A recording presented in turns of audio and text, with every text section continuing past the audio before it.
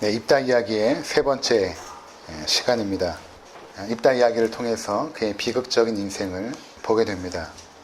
창기 아들로 태어나서 가족으로부터 버림을 받고, 그러니까 결국에는 이스라엘의 지도자가 되긴 하였지만 전쟁에 앞서서 서원을 한 것으로 인하여서 결국에는 자신의 무남 동료 딸을 번제로 드리게 되는, 그 삶 전체가 그 아픔과 상처로 얼룩진 모습을 보게 되었던 것입니다. 하나님 나라는 의와 평강과 희락의 나라임에도 불구하고 그의 삶에는 의로움이 없었습니다. 자신의 확신, 자기의 확신과 자기의 의로움만 있었습니다. 평강이 없었죠. 분노와 성공하고자 하는 자기의식, 그리고 희락이 아니라 아픔과 슬픔이 있었습니다. 우리가 지난 2시간에 살펴본 것은 무엇인가 하면, 그렇게 입다가 비극적인 인생을 살게 된 그 원인이 무엇인가, 그것을 두 가지 측면에서 살펴보았습니다. 첫 번째로는 그 당시의 시대적인 영적인 분위기, 그것이 무엇이었습니까? 가나안 땅에 들어간 이스라엘 백성들이 거기에 있는 온갖 잡다한 신을 다 섬기기 시작했던 것입니다. 그들의 신을 섬기려고 시작한 건 아니죠. 계속해서 언급을 드렸지만 처음부터 우상을 섬기는 사람은 없습니다. 우상을 섬기는 사람들의 삶의 양식을 따라서 살다 보니까, 오늘날로 하면 돈을 추구하며 살아가는 사람들의 삶을 우리도 동시에 동일하게 추구하다 보면 결국에는 만몬신을 섬기게 되죠. 마찬가지로 가나안 땅에 들어간 이스라엘 백성들이 풍요와 안정의 그 신을 믿고 있는 그 사람들의 그 삶의 양식을 그대로 본받아서 살았던 것입니다. 그들을 다 진멸하라고 하는 하나님의 말씀을 어기고 그들을 살려두면서 그들이 어떻게 농사를 짓는가, 그 농사진 것을 가지고 어떻게 살아가는가, 어떻게 옷을 입고 어떻게 결혼을 하고 어떻게 살림을 하고, 이러한 어떤 것들을 배워나가면서 그들이 결국에는 그들이 섬기는 신까지도 섬기게 되었던 것입니다. 자신의 삶의 유익과 만족을 줄 수 있다면 그것이 무엇이든지 상관없이 추구하는 것입니다. 이것이 진리인가 또는 거짓인가가 중요하지 않았습니다. 이것이 선인가 또는 악인가 중요하지 않았습니다. 이것이 하나님을 기쁘시게 하는 것인가 아니면 하나님의 영광을 가리는 것인가, 그것이 그들에게 더 이상 중요하지 않게 되었습니다. 가장 중요한 것은 나의 삶, 나의 삶의 유익과 만족을 위해서 그들은 하나하나 결정해 나가기 시작했던 것입니다. 두 번째는 우리가 입다의 그 개인적인 출생과 성장 과정을 통해서 입다에게 형성된 그 인격, 그것을 통해서 그가 비극적 인생을 살게 되었다는 것을 살펴보게 되었습니다.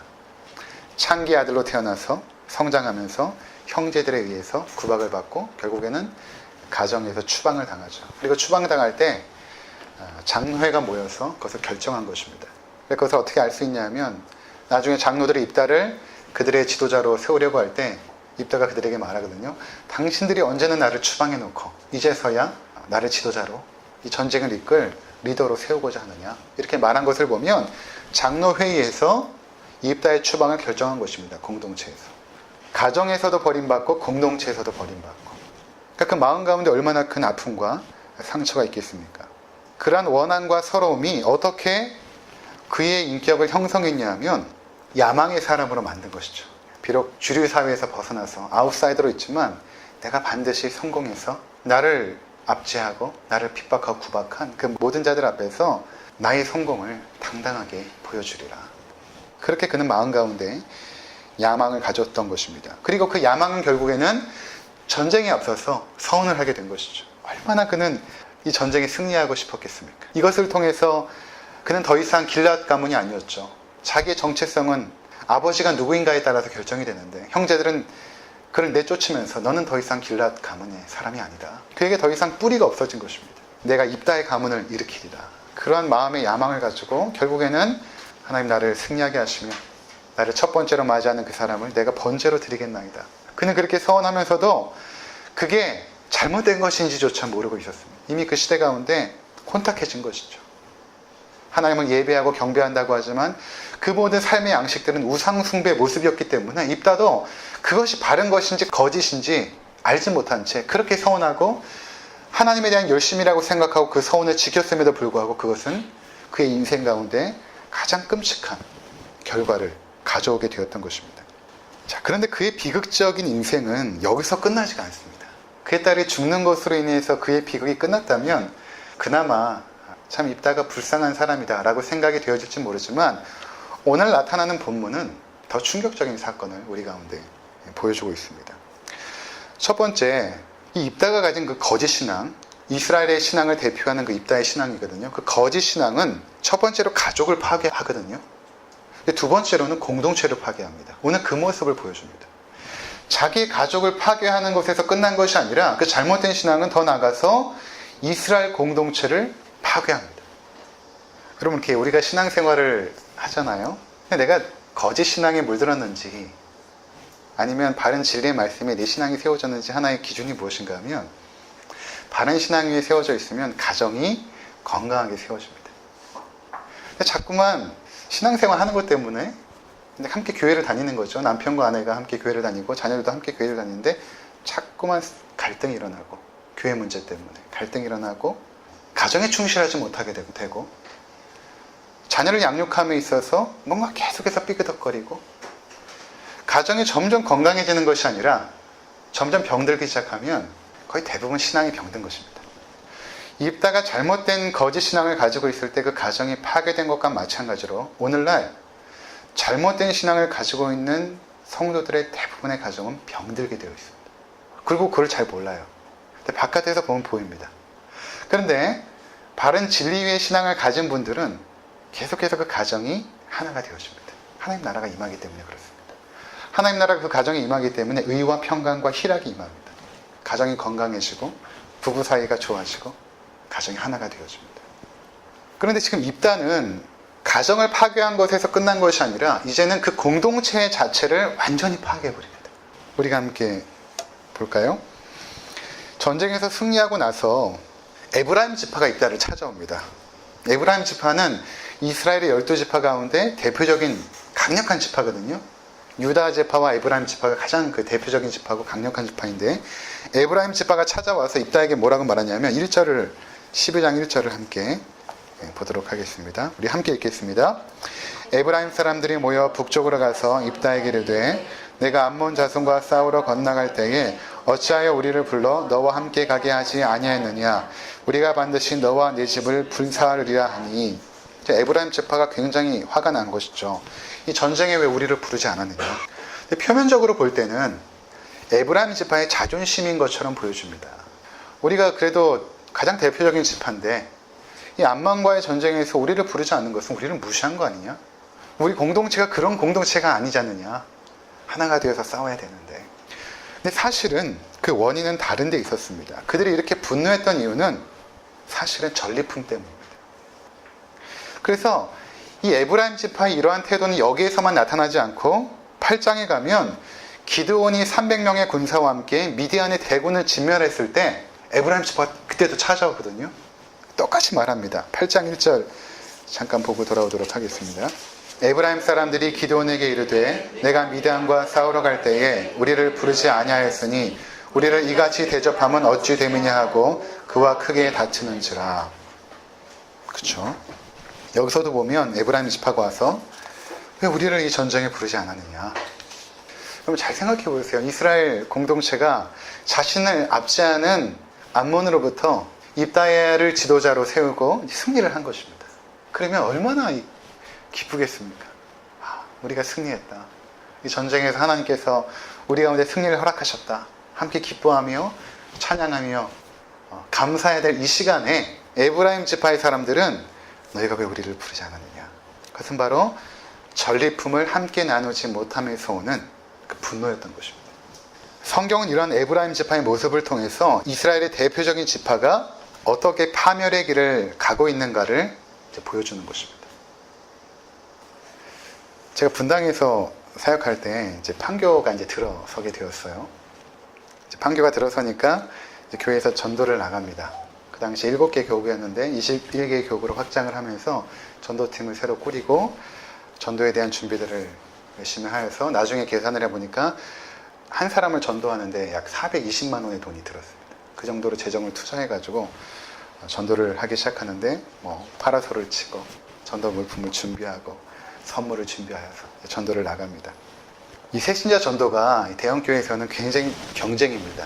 왜냐하면 그것으로 교구 목사, 전도사, 그리고 그 총무 권사님의 그 능력이 평가가 됩니다.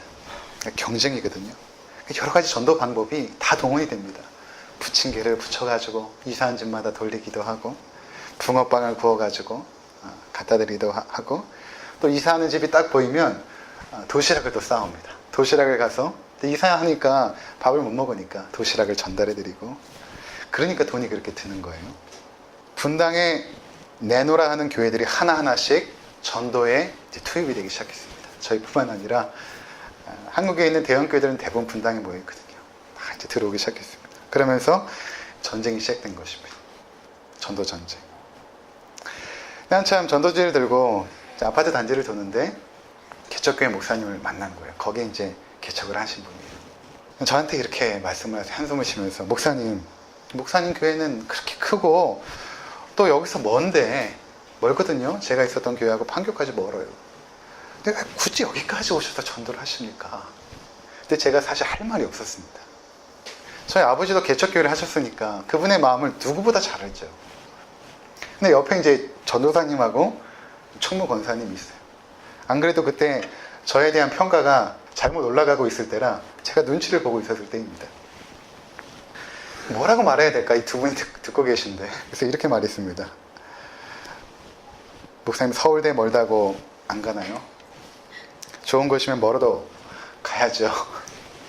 제가 그 말을 하고 얼마나 창피했는지 모릅니다. 얼마나 부끄러운지 모릅니다. 지금도 후회가 됩니다. 세종시에 첫마을이 들어설 때 제가 섬기고 있었던 이전의 교회에서 제가 전도팀을 맡고 있었습니다. 판교에서 전도했던 전력이 있어서 그때도 마찬가지로 현수막도 만들고 파라솔도 세우고 하면서 전도를 하기 시작했습니다. 몇 주가 지나니까 이 대전 중문교회에서 전도가 들어왔는데 차가 2대, 3대씩 들어옵니다. 쫙 들어와가지고 탁 내리니까 거기 있는 성도님들이 쫙 터져서 조직적이고 체계적으로 전도를 하기 시작하더라고요. 그때도 개척교회 목사님을 만났습니다. 그때 이렇게 말씀을 드렸습니다. 목사님, 제가 저희 교회가 열심히 전도해서 목사님 교회 보내드릴게요. 그렇게 말을 했습니다. 하나님 나라 안에서 왜 이런 일들이 벌어질까요? 교회 공동체들이 하나가 되지 못하고 경쟁을 합니다. 노예를 가면 대부분 발언하시는 목사님들은 규모가 있는 교회 목사님들이십니다. 그분들에 의해서 모든 결정들이 주도가 돼요. 작은 교회 목사님들은 말하지 않습니다. 대부분 큰 교회 목사님들이 몇몇 이렇게 얘기하면 다 결정이 되어지거든요. 왜 그런 것일까요? 그것은 교인의 숫자는 돈으로 이어지고 돈은 결국 파워가 되기 때문입니다. 여러분, 최근에 기독교 내에서 결정되는 것들을 보시기 바랍니다. 그곳에 진리와 정의보다는 힘의 원리가 작동하고 있습니다. 그리고 그 힘을 떠받들이고 있는 것은 뭐냐면 결국 밑바탕이 돈입니다. 최근에 명성교회 세습 문제를 가지고 예장통합재판국의 판결이 있었습니다. 8대7로 세습을 법정에서 허가해 준 것입니다. 문제없다. 세습금지법이 통합 측에 있거든요. 저희도 마찬가지로 있는데 명성교회 김사한 목사님이 이미 퇴임하고 나서 세습했기 때문에 문제가 없다. 이런 결정을 내린 것이죠. 지나가는 개미가 웃을 일입니다. 그런데 어떻게 이런 일들이 교회 안에서 가능해지고 있는가? 통합측 내에 김사만 목사님의 파워가 막강하기 때문에 그렇습니다. 그 안에 흐르고 있는 논리를 보면 결국에는 머릿수, 이것이 좌우하는 것입니다. 여기에는 정의도 없고 진리도 없습니다. 정의도 중요하지 않고 진리도 중요하지 않습니다. 교회를 움직이고 있는 것이 결국 돈인 것입니다. 에브라임 지파가 입다를 찾아오죠. 왜 우리를 부르지 않았느냐? 그 안에 파워게임이 진행되고 있는 것입니다. 결국에는 전리품을 놓고 싸우고 있는 것입니다. 세상의 문화가 이스라엘 공동체 안에 흡수된 것입니다. 이스라엘 공동체가 돈맛을 본 거예요, 한마디로. 돈과 권력 앞에 머리를 숙이는 세상을 보면서 그것에 도취되어 버린 것입니다. 그러나 여러분, 우리가 기드온 이야기에서 보았듯이 하나님께서 어떻게 하십니까? 군대를 300명까지 줄이지 않습니까? 300명이 용사가 아니라고 했죠. 특전사가 아닙니다. 그냥 줄이신 것입니다. 연약함의 상징적인 숫자만 남겨두신 것입니다. 전혀 숫자, 파워를 자랑할 수 없는 그 연약함의 상징적인 숫자만 남겨두시고 미디안의 대군을 물리치신 것입니다. 교회의 힘은 순종에서 나옵니다. 결코 돈에서 나오지 않아요. 마귀가 예수님을 시험을 합니다. 천하만국을 보여주죠. 그리고 그 영광을 보여줍니다. 세상의 영광을 보여주고 마귀가 말하죠. 네가 나에게 절을 하면 내 이 모든 영광을 너에게 주리라 말합니다. 그때 예수님께서 이렇게 대답하시죠. 주 너의 하나님께 경배하고 다만 그를 섬겨라. 우리가 진정으로 하나님 앞에서 하나님을 경배하고 섬긴다면, 그분을 두려워하고 섬긴다면 어떻게 이러한 일들이 있을 수 있겠습니까? 교회 안에 하나님을 경배하고 그분을 섬긴다면 어떻게 돈 앞에 그렇게 무너질 수 있겠습니까? 하나님의 백성은 세상의 힘을 따라가는 것이 아닙니다. 그것처럼 초라하고 정말 구역질 나는 것이 없습니다. 하나님의 사람들은 하나님의 의를 따라가는 자들입니다. 진리가 무엇인지 고민하며 비록 넘어지고 실패하더라도 다시 일어나서 그 길로 가야 됩니다. 여러분, 이후에 에브라임 지파는 어떻게 되었을까요? 사사기가 12명의 사사 이야기를 딱 끝내고 나서 두 가지 충격적인 그 당시의 사건을 딱 소개하고 맞춰지는데, 두 가지 이야기의 그 충격적인 사건의 배경이 에브라임 지파입니다. 17장 1절 한번 볼까요? 에브라임 산지에 미가라 이름하는 사람이 있더니, 에브라임 산지에 미가라고 하는 가족의 이야기가 나오는데 아주 이것도 충격적이죠. 전에 제가 잠깐 이야기했지만 엄마의 돈을 훔치고, 굉장히 이 집이 오늘날로 따지면 그 재력가죠. 그 어머니의 돈을 훔치고, 어머니가 돈 훔친 사람을 저주하니까 무서워서 돈을 갖다 주는데 어머니가 그 돈을 가지고 신상을 부어 만들죠. 그리고 그 아들 제사장으로 삼아서 자기 집에 신당이 있어요. 오늘로 따지면 굉장히 부유한 재력가 집에 교회를 하나 그 집안에 놓은 것입니다. 그리고 자기 아들을 목사로 삼아가지고 하나님을 섬깁니다. 근데 뭐라고 얘기하는지 한번 잘 보시기 바랍니다. 2절 한번 보면 2절. 그의 어머니에게 이르되 어머니께서 은 1100을 잃어버리셨으므로 저주하시고 내 귀에도 말씀하셨더니 보소서 그 은이 내게 있나이다. 내가 그것을 가졌나이다 하니 그의 어머니가 이르되 내 아들아 여호와께 복받기를 원하노라 하니라. 여호와께 복받기를 원하노라. 또 3절에 보면 이렇게 말합니다. 제가 읽겠습니다. 미가가 은 1100을 그의 어머니에게 도로 주매 그의 어머니가 이르되 내가 한 아들을 위하여 한 신상을 새기며 한 신상을 부어 만들기 위해 내 손으로 이 은을 여호와께 거룩히 드리노라. 그러므로 내가 이제 이 은을 내게 도로 주노라. 이 은을 여호와께 거룩히 드리노라. 내가 여호와께 복을 받기 원하노라. 여호와의 이름을 부르고 여호와를 거룩히 한다라고 하고 경배한다라고 하는 그 모든 삶의 그 경배 행위가 무엇입니까? 우상 숭배입니다. 이름만 여호와를 부르는 거예요. 여러분, 이러한 교회가 오늘날 없습니까? 있습니다. 이러한 성도들이 오늘날 있습니다. 무속신앙이거든요. 이름만 여호와를 부르고 교회 안에 무속신앙을 가지고 신앙생활을 하는 것이죠. 열심도 있어요. 헌금도 드리죠. 거짓된 신앙인 것입니다. 결국 가족을 파괴하고 공동체를 파괴할 것입니다. 또 한 절 보겠습니다. 19장 1절. 이스라엘의 왕이 없을 그때에 에브라임 산지 구석에 거류하는 어떤 레위 사람이 유다 베들레헴에서 첩을 맞아했더니, 이것도 에브라임 산지죠. 레위 사람이 첩을 맞아했다는 것 자체가 문제입니다. 첩이 강간을 당하죠. 그냥 강간도 아니고 윤간을 당합니다. 이 레위 사람이 자기 아내를 열두 토막을 내죠. 시체를 이스라엘 각 지파에 보냅니다. 이런 충격적인 사건이 이스라엘 공동체 안에 어떻게 들어오게 되었는가?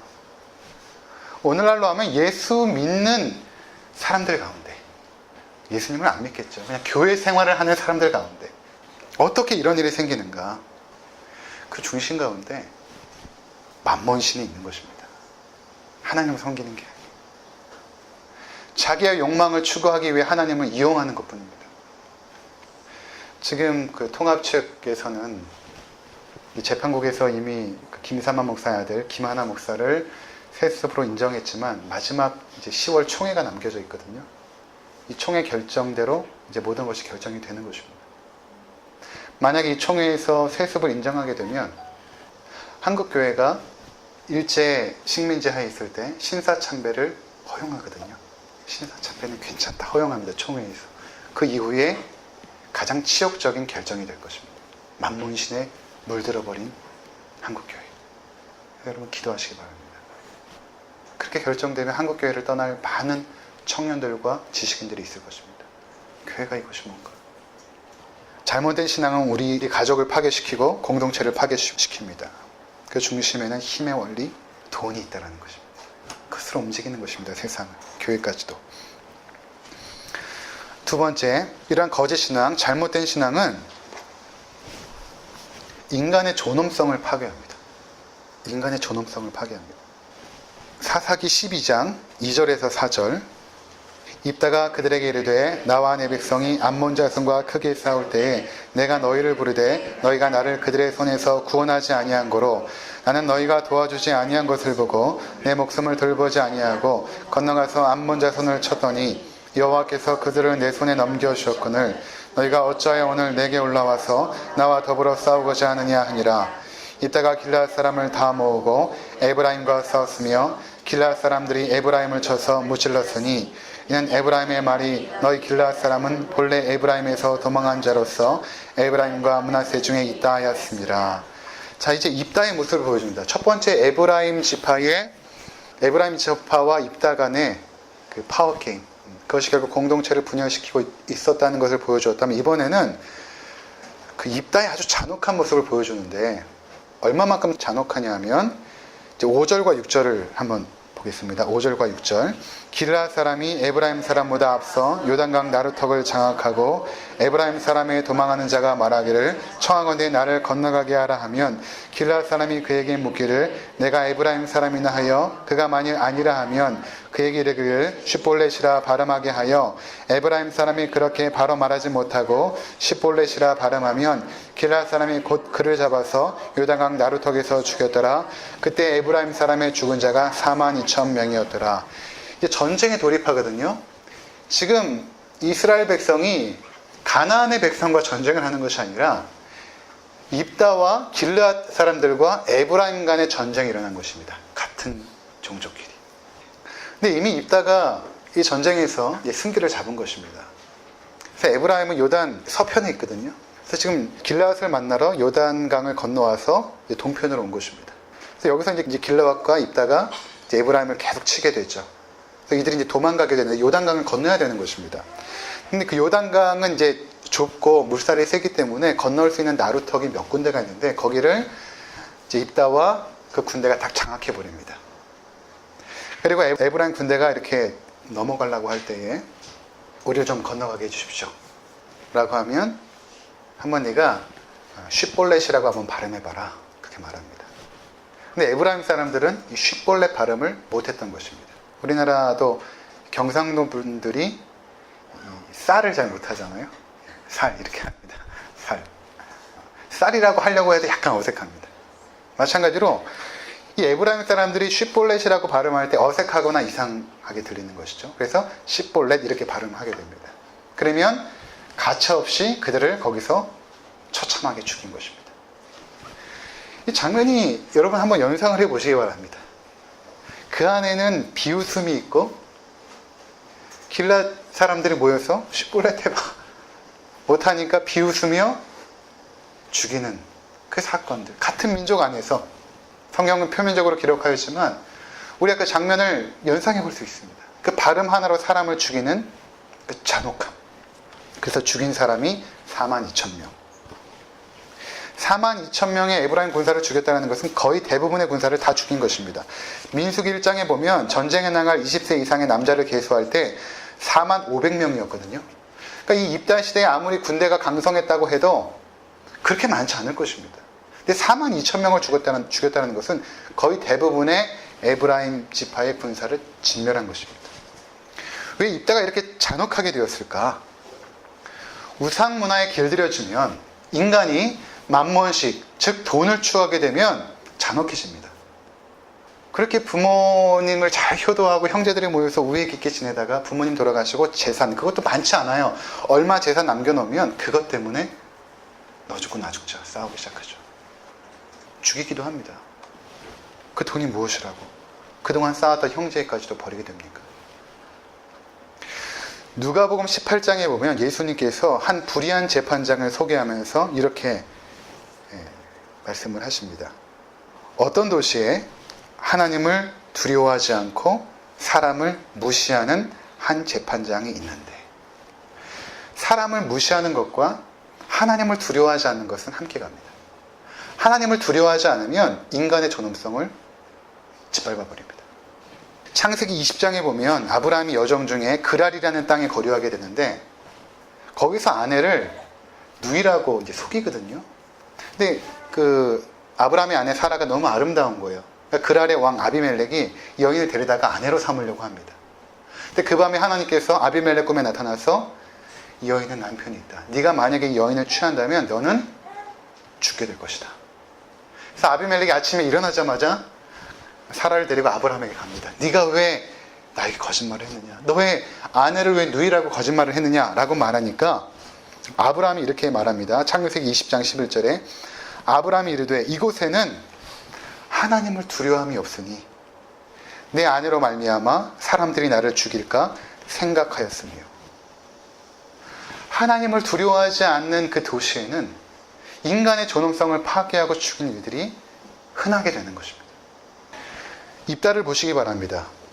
입으로는 여호와를 부르고 있지만 자신의 승리가 여호와께서 주신 승리라고 또 말하고 있습니다. 그러나 그는 우상을 섬기고 있었습니다.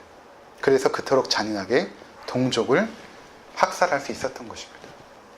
죄책감도 없어요. 왜 그렇습니까? 하나님을 두려워하지 않으니까. 사랑하는 성도 여러분, 우리가 정말로 하나님을 두려워하고 있는지를 한번 돌이켜보셔야 됩니다. 내가 정말 참 하나님을 섬긴다면 하나님을 두려워할 수 있어야 됩니다. 이 두려움은 무서워하는 두려움이 아니에요. 그분의 지고하심과 완전한 선하심과 그분의 의로우심과 그분의 행함의 완전하심과 그 창조주의 능력, 그 어미 앞에 느끼는 그 두려움을 말하는 것입니다. 우리가 성경의 진리의 말씀 위에 말씀으로 하나님을 알아가게 되면 하나님이 두렵습니다. 그분은 죄에 대해서 진노하시고 심판하시거든요. 하나님을 여전히 두려워하지 않고 쉽게 인격을 무시하고 인격을 파괴하고 공동체를 파괴하는 누군가가 하나님을 섬긴다고 한다면, 그가 때로는 지도자라고 한다면, 교회의 지도자라고 한다면 하나님께서 반드시 심판하십니다. 그 가정과 공동체 가운데 하나님의 진노가 임하는 것입니다. 우리가 어떻게 해야 될까? 마지막 호세아 6장을 결론으로 삼고 마치겠습니다. 호세아 6장 1절에서 3절까지 우리가 같이 읽고 4절부터는 제가 읽겠습니다. 1절에서 3절 우리 같이 읽겠습니다. 오라 우리가 여호와께로 돌아가자. 여호와께서 우리를 찢으셨으나 서로 낫게 하실 것이요 우리를 치셨으나 싸매어 주실 것임이라. 여호와께서 이틀 후에 우리를 살리시며 셋째 날에 우리를 일으키시리니 우리가 그의 앞에 살리라. 그러므로 우리가 여호와를 알자. 힘써 여호와를 알자. 그의 나타나심은 새벽빛같이 어김없나니 비와 같이 땅을 적시는 늦은 비와 같이 우리에게 임하시느니라 하니라. 아멘. 유일한 해결책은 여호와 하나님을 힘써 알아가셔야 됩니다. 성경 말씀을 통해서. 진리의 하나님의 말씀이 성경을 통해서 하나님을 힘써 알아가는 데 있어서 여러분들이 힘을 다하지 않으면 우리는 어느 순간 내가 믿는 하나님은 성경의 하나님이 아니라 우상이 되어질 수 있습니다. 4절부터 11절을 보면 에브라임이 나오죠. 에브라임아, 내가 내게 어떻게 하랴? 내가 내게 어떻게 하랴? 유다야, 내가 내게 어떻게 하랴? 너의 이내가 아침 구름이나 쉬 없어지는 이슬 같도다. 그러므로 내가 선지자들로 그들을 치고 내 입의 말로 그들을 죽여놓으니 내 심판은 비처럼 나오느니라. 에브라임을 향한 하나님의 심판, 비처럼 선명하게 임할 것입니다. 나는 인애를 원하고 제사를 원치 아니하며 번제보다 하나님을 아는 것을 원하노라. 하나님 앞에 자랑하죠. 하나님, 내가 교회를 이렇게 크게 세웠습니다. 하나님, 내가 하나님 앞에 이러한 번제를 드리지 않았습니까? 하나님께 이러한 내가 많은 물질을 드리지 않았습니까? 나는 받지 않는다. 나는 그거 받지 않는다. 나는 번제보다 하나님을 아는 것을 원하노라. 7절, 그들은 아담처럼 언약을 어기고 거기에서 나를 반역하였느니라. 8절에 길르앗이 나오죠. 입다가 속한 그 길르앗. 길르앗은 악을 행하는 자의 고울이라. 피 발자국으로 가득 찼도다. 강도 때가 사람을 기다린 같이 제사장의 무리가 새긴 길에서 살인하니 그들이 사악을 행하였느니라. 그렇죠. 하나님을 두려워하지 않으니까 강도, 살인, 난무한 것입니다. 내가 이스라엘 집에서 가증한 일을 보았나니 거기서 에브라임은 음행하였고 이스라엘은 더럽혀 졌느니라. 또한 유다여, 내가 내 백성의 사로잡힘을 돌이킬 때에 내게도 추수할 일을 정하였느니라. 무엇보다도 여호와를 알아가는 것에 여러분들의 시간과 노력과 힘을 다하시기 바랍니다. 하나님을 바르게 알아가면 하나님을 두려워하게 되거든요. 경외하게 됩니다. 그리고 바르게 섬기게 됩니다. 많은 번제문이 아니어도 좋습니다. 우리 안에 하나님께서 창조하신 인간을 진정으로 애틋하게 사랑하는 사랑의 마음이 자연스럽게 일어나고, 그 사랑의 마음이 있어야 전도도 하고 선교도 하는 것이거든요. 겸손하게 하나님을 섬겨지는 그 모습이 하나님을 알아갈 때 자동적으로 생겨나는 것입니다. 쥐어짠다고 되지 않습니다. 그러한 신앙인으로 살아가시는 우리 모든 성도님들 되시기를 주의 이름으로 축원을 드립니다. 기도하시